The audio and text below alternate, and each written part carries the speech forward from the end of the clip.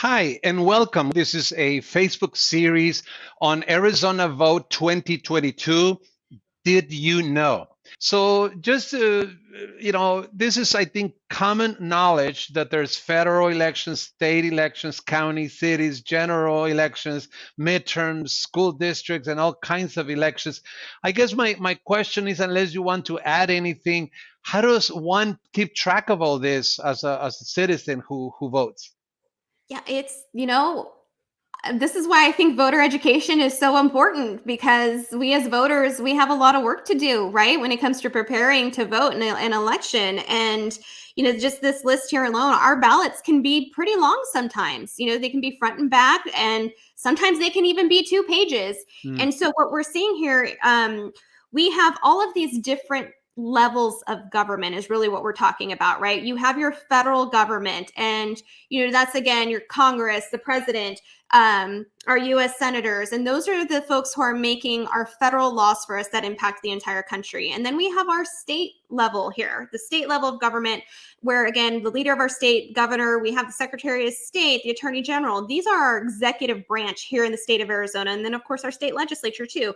Then you can just keep drilling down. You can get down to your county government, your county sheriff, your county boards of supervisors. You go to the city council members.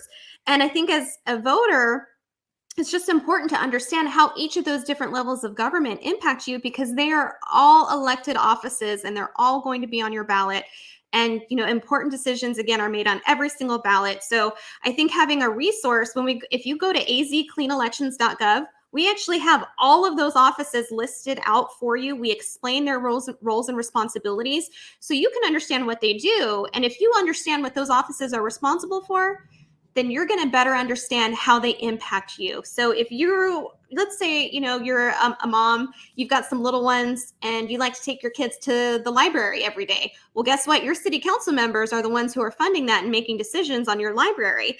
And so, or maybe your trash and water services, or maybe it's, about election laws or, school funding. So it's as a voter, it's important to understand what each of those levels of government and those particular offices what they're responsible for, because when you get your ballot and it's time to vote, then you have a good understanding of what their jobs are and you understand what this ballot means to you. And at the end of the day, we want voters to participate. We want to see that participation rate because again, every ballot, important decisions are made that impact you directly.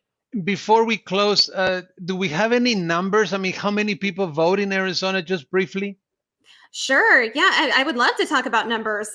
So actually very exciting. In 2020, we broke records with turnout. So the 2020 general election, our statewide turnout was at 79.9%. We almost hit that 80% mark, but that is the highest that it has been in decades. And that's phenomenal. We want to keep seeing that record, that trend go higher and higher. Voters, they had a lot of challenges in 2020, and yet they still turned out at the ballot box. And so that's great. And, when we talk about independent voters, David, I really wanted to mention this. Primary elections always have the lowest turnout rate.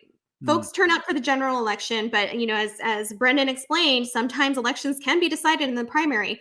So we're looking at participation rates, turnout rates in the 30s, Mm. 30%, Mm. 20%.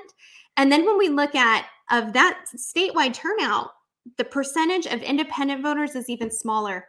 I've seen years where we've had a percentage of independent voters be as low as 7%, sometimes Wow. 15%.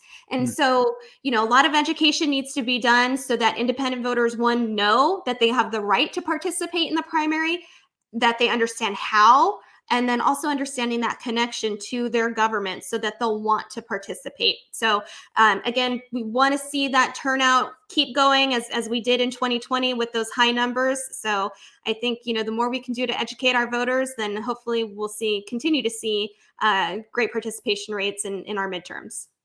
Gina Roberts from Clean Elections, thank you so much for helping us do this show. Great information.